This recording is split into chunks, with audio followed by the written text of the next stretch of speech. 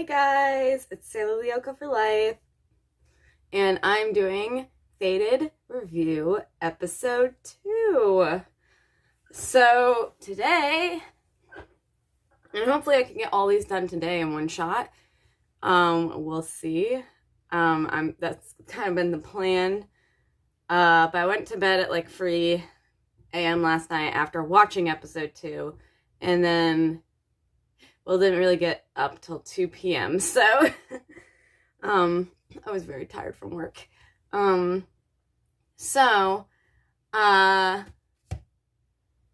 rewatched episode 2 today, or at least skimmed back through to refresh my memory, and I have my little notes that I took last night, in order to keep me on track.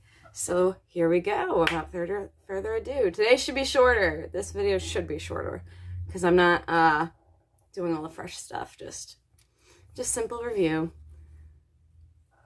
So I figured out why Stella's actress reminds me of a certain character. Apparently, and it hit something right on the mark. She reminds me of Chloe Bourgeois. Again, Miraculous Ladybug fans, you're gonna recognize that. Chloe. Literally Stella acts exactly like her, which honestly, is fitting. To be honest, it is kind of fitting. It's just our original Stella was naturally liked Bloom a lot and actually got along with her really well, so, but, it's like, all right, so when I thought of her as Chloe, I'm like, oh, she's nailing it as Chloe Bourgeois, though, from Miraculous Ladybug. Holy crap. She fits her like a dime. So I'm like, all right, a British Chloe. I'm just thinking of her that way because it's easier, because it's basically what she acts like. And yeah, so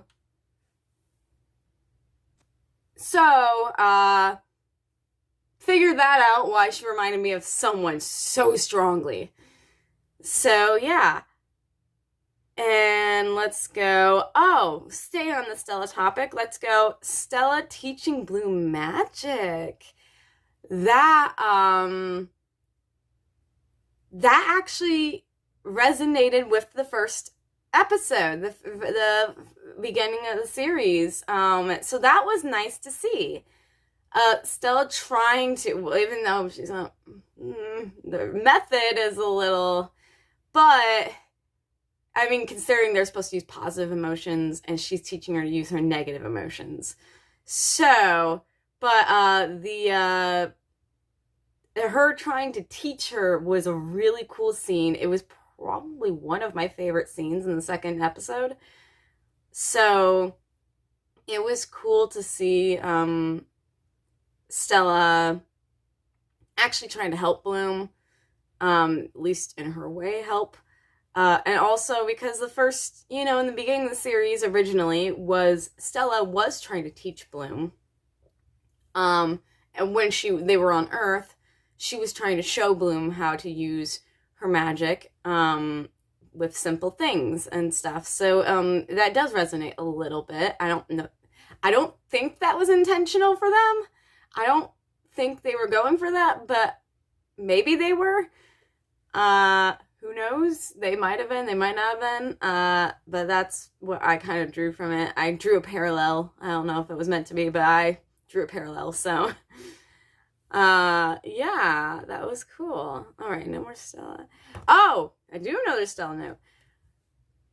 They dropped the title. We do have, prince and princesses and rulers and queens and stuff. So Stella's title is princess. She is the Princess of Celeria.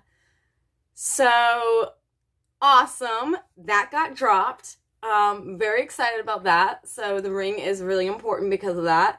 And her mom is the Queen of Celeria. So it's like, all right, cool. So we did get that dropped. Answers from the first review I did. Yay, got an answer. Let's look. Tara. How about Tara and that new kid, again, I just call him the new kid. They're all new kids, but I think she said his name was Dave. I'm not sure if I heard Dane or Dave. I'm not positive. So one or the other, but they're so cute. But the ribbon's getting in the way. That's making me mad.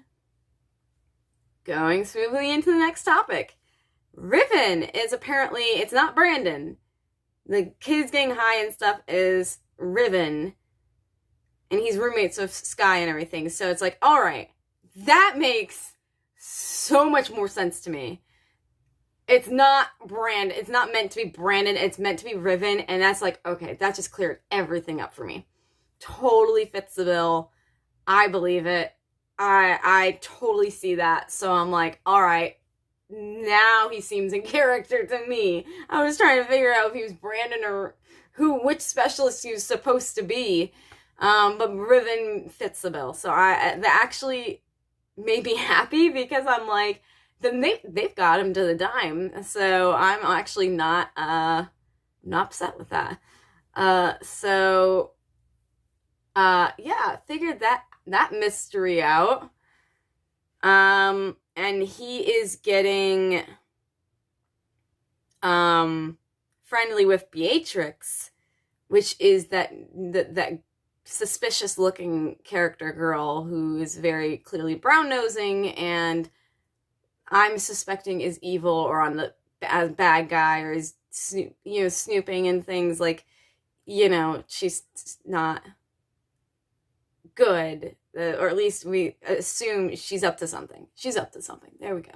Antagonist, I'm assuming she's up to something though.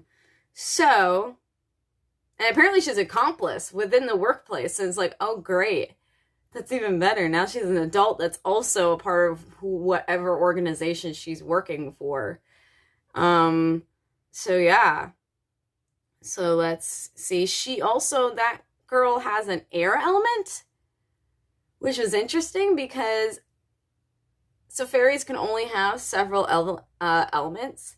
They can't be as widely dispersed.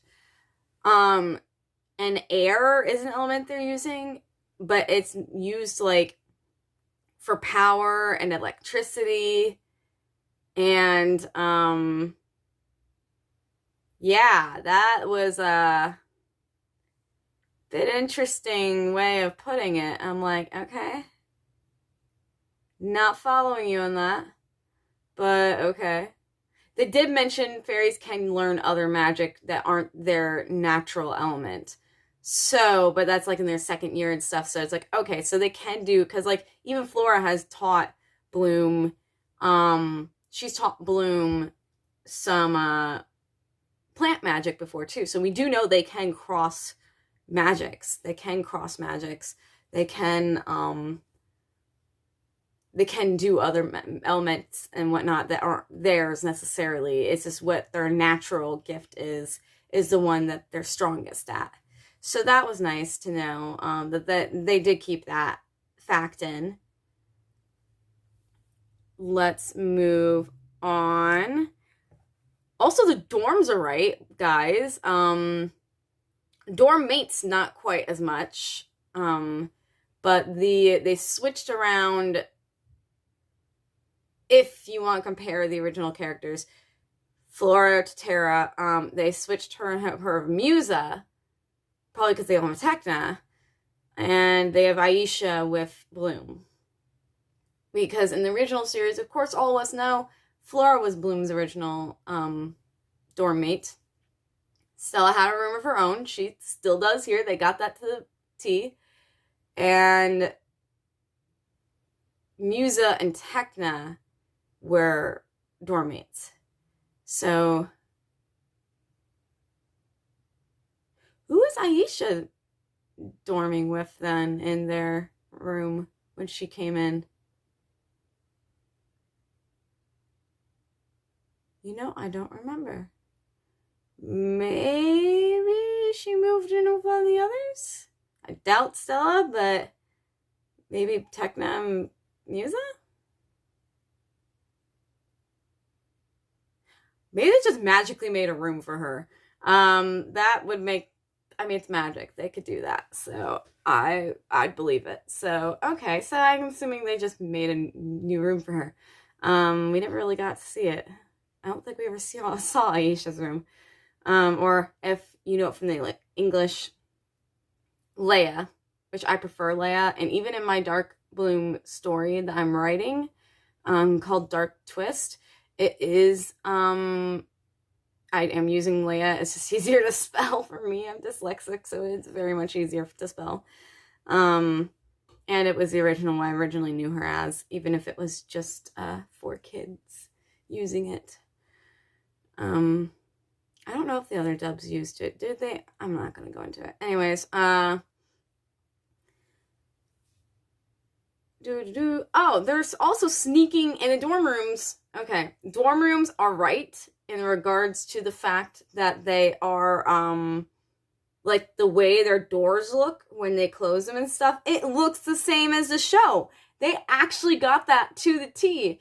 Well, Stella's door is a wooden one, unlike her really pretty doors she had in the show. But they do have, like, Bloom and Aisha's room, like, they have the cool looking doors. Like, I don't know, they just look cool. Yeah,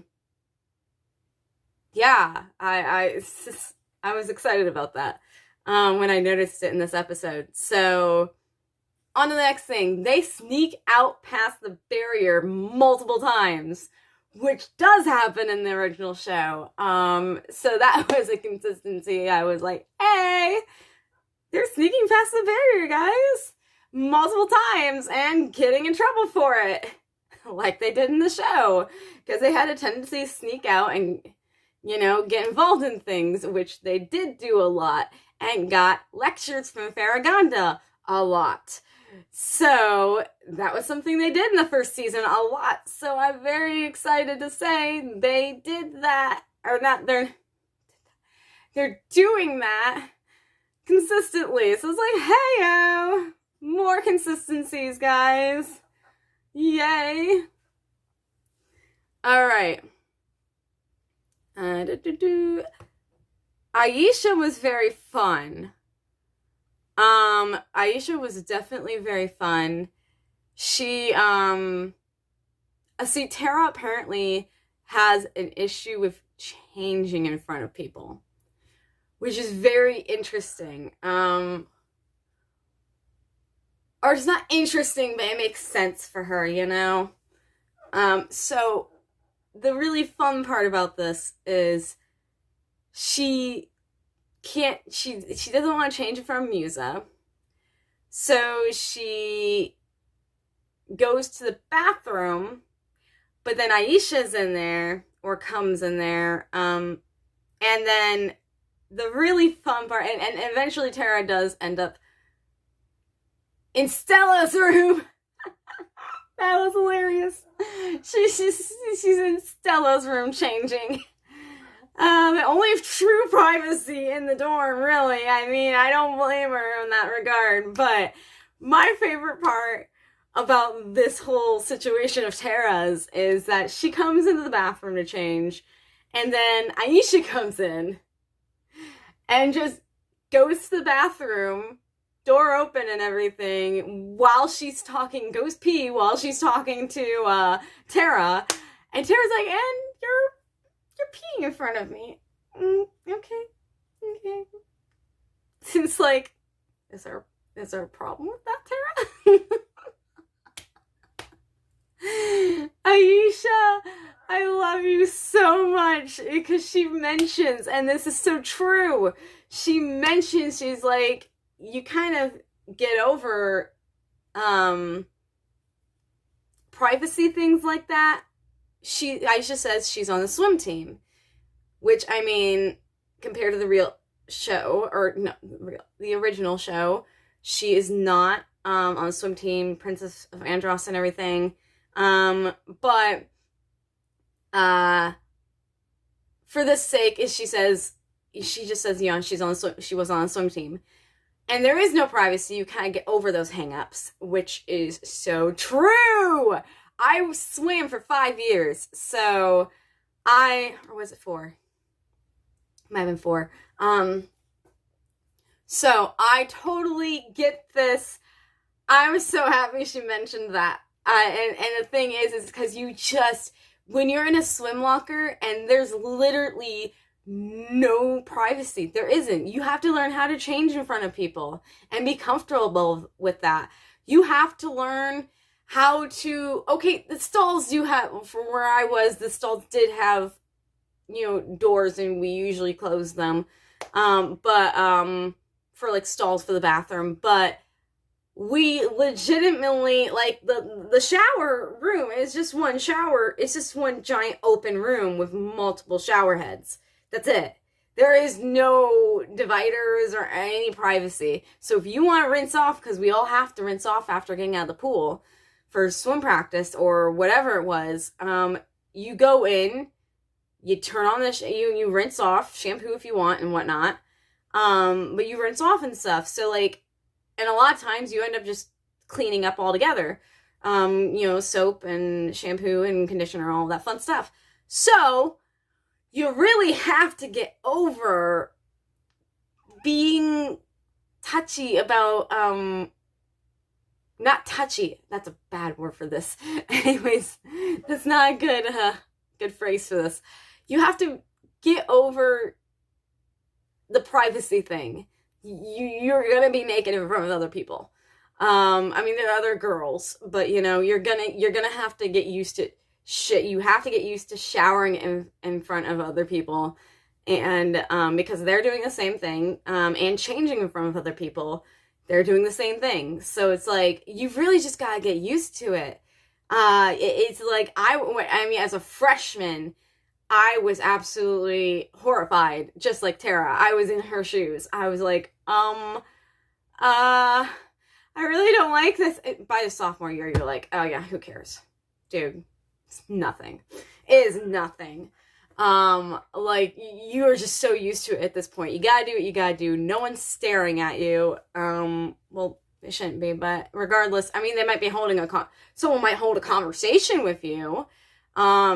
So, like, that is normal. You're changing, you're just talking to people as you change or as you shower. You're in chatting and stuff. Like, you just get used to it. You just get so, comfortable with it. You have to. So, Aisha mentioning that really made me very happy and proud, because that's such a truth with swim teams. It is such a truth. Anyways, that was a personal, really favorite scene in that episode, in episode 2, a very favorite scene of mine, in episode 2, because it made me happy, because it's like, I feel both sides of the story, man. I went from Tara to Aisha. Oh man, that was great. Anyways, moving on. Let me look at my notes here. Bloom, going back to Bloom here. Bloom having, she's like, her and Sky, it's not a direct thing that's gonna happen. There's chemistry, which is important. There's chemistry, but it's not gonna be something that they're just like, oh, hey, we should get together right away or anything, and Stella's in the way, so that's an obstacle, and that's complicated and stuff. So, but Bloom and Sky, I do love that Bloom directly puts out there for the second time since the first episode, that they are strangers, that she doesn't really know him, so it doesn't really matter what she thinks of him, because she really doesn't know that much about him. So that, it's like, it doesn't matter, because they're basically strangers right now and stuff still. So, like, they're just getting to know each other and stuff, so it really doesn't matter that much. And it's like, thank you! Not rushing or anything. And the regards, she's putting that out there, because that's how I feel about guys at first. It's like, I'm just getting to know you, so it really doesn't matter what I think. We're just kind of getting that getting to know you phase of friendship, and her knowing that there's a chemistry between them, and all of that, and just goes like, she's like, I'm not looking to date you. I'm not like, it's like, you're still a stranger to me. I'm getting to know you. So it really doesn't matter what I think. And plus, him and Stella has something really complicated going on, and she doesn't need any more complications in her life right now, because her life is very complicated right now. Learning her parents aren't her parents and all of that, and the powers, and like, she is just like, she needs some normal, or try to, and she doesn't need the extra complications right now with Sky. So, thank you, Bloom! Yes! I was so happy about that. I'm like, thank you. That was awesome. Go girl. I mean, I love Bloom and Sky, and I'm loving watching this develop. But I'm just so happy that they're not just overdoing it and jumping right into it. And because even in the show they didn't. Her and Sky kind of just hung out a lot first. They just hung out and talked a lot at first. So like, even then they did take it slow. I'm just really excited that she is just focusing on herself and figuring herself out first before she's worried about boys. So I am very excited about that. I am very pleased about that. I am very extremely thrilled and happy about that. I love that they did that in the show. I'm like, go Bloom. Thank you. So yes, I was very happy about that. They're not rushing that, and Bloom's focusing on herself first before she goes into getting into guys and stuff, and all dating and all of that fun stuff. So very excited and very happy about that. So moving on, Bloom also confronts Farragonda about being a changeling. Shade of Farragonda. She confronts her, is like, so you were gonna let me know? So instead, you try to make me believe that I'm from a dormant bloodline, and I end up having to learn from the soft, reliable source of teenagers, from about the changeling stuff. Like, she gets sassy with Farragonda. I'm like, oh, you're getting sassy with Farragonda. I was very excited about that. Not necessarily excited, but just like, and Farragonda even does admit, yeah, that's probably not the best thing to have done. And she's like, you think? She's like, tone. You watch your tone, me young lady. She just says tone. Like, to watch her tone. But because Bloom was a little emotional at the time, just a little bit. But not overly so. So that scene went really well. So yeah, that was kind of nice to not see it all be perfect, and Farragon can admit she might have made a small misjudgment there, and mistake of not really telling herself, right away. And, just having that, that scene really did unfold very well, and the actors did a very good job. So yeah, I did like that Bloom did confront her, Farragonda, about that. So moving on, we're almost done. Yes, only a couple things, only like one big thing left. Musa and this new person she's hunting throughout the episode. There's one person, because her powers are always on, and she's always feeling everyone's emotions around her all the time. There's one person she just doesn't feel that with, and she's trying to find him, and he's always disappearing. So she can't figure out who he is. So Aisha, she's like, yeah, I can tell he's right around the corner, but he disappears. And I can even tell he's right behind me right now. And he ends up being, and Aisha's like, well, that mystery solved. He's an earth fairy. So one thing, the fact that he's a fairy and it's a guy, and I really like about this show, is that they did not, they didn't break, they did break, that social standard that guys can't be fairies. Like, guys can't have powers and stuff unless there's this warlock or some wizard or something. But like, so guys can have powers and be fairies, and that's totally normal here. And because they're not doing the wings and sparkly outfits and stuff, I mean, like, that honestly, that might have been one of the reasons they didn't do that. Because they're making it more gender neutral, which I really appreciated. And also with the specialist, there are girl specialists, which again, the show originally didn't have that. It was only guys. And only girls could be fairies, you know. So I was really excited to see that, you know, there are girl specialists and there are guy fairies, and it's totally normal and totally fine.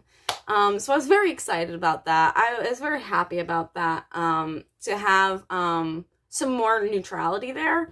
So I am glad that they are being modern with that, instead of, you know, that was one of the things in the show. It's like, they did improve on that with this. I do very much agree with that change that they made. Yeah. So concerning this guy, and when we find out later, because of Aisha, Musa wanted to kill her. She's like, I hate you, I hate your children, I hate your grandchildren's children. And she's just like, don't call him over here, Aisha. It was great. And Musa's just like, and then she's like, oh, what's your name? And he's like, oh, it's Sam. And she's like, Sam, I'm Aisha, and this is Musa. She's been stalking you. And Musa's just like, you're dead to me. You are so dead to me. Oh, that was great. I really enjoyed that. There are a lot of enjoyable scenes. Honestly, I did enjoy the second episode a lot. So Musa and Sam end up having some alone time together. And he says Musa is like an emo. And it's like, well, honestly, she kind of has to be with her, powers being an empath. It makes sense for her. And then, well, he doesn't use it in a bad way. He just says, you know, helping emo empaths feel peace. Like, you know, that like, they're so cute, and they bounced off each other so well. They are so cute. So I'm on this ship. I'm totally on the Musa Sam ship. Totally on it. Totally for it. It is so cute. He's an earth fairy, apparently. So yeah, that, it's very cute, very funny. They click really well, and I enjoy that. I really do. And apparently we find out in the end, remember, spoiler warnings, we find out in the end that he's Tara's brother that she mentioned earlier in the first episode, or she mentioned in the first episode she was a brother. Yeah, Sam is her brother. And now it's like, Musa's like,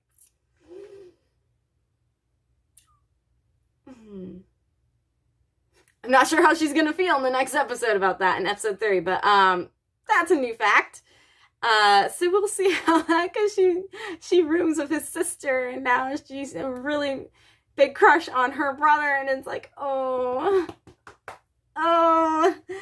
So yeah, that's gonna be fun. That's gonna be interesting. That is it. The episode ends on a very interesting note. This is the last thing of Bloom's eyes going all white while she's talking to Aisha, and huge cliffhanger, which made it really hard not to go into the third episode right away, because that was a huge cliffhanger. And I'm like, but I've got to go to bed, and I've got to make a review before I go into the third episode, so I can't spoil it. Oh my god, I'm just like, you just left me on that scene. She's like, Bloom, and her eyes going all weird white after she just said she felt a connection to the burned one, like it was calling her, like she felt a connection with it, and then all of a sudden, that freaky wide-eye thing happens, and freaks Aisha out, and then the scene ends, and the episode ends, and it's like, what? Don't do that. Like, it's so hard not to go right into the next episode with that kind of cliffhanger. For me especially, because I'm a huge Bloom fan. Anyways, yeah, we're gonna find out in the next episode, so I'm gonna go watch episode 3 and hopefully come right back, while this video is uploading. So, here we go, guys. That is my episode review of episode 2, Fated. I really enjoyed it. And I am excited to go into episode 3. So go watch these episodes and come back to my videos before you watch them, because spoilers and everything. There are a review of the episodes. But yeah, so going into episode 3, I will catch you guys afterwards. This is Sailor the Yolk for Life, signing off. Bye, guys.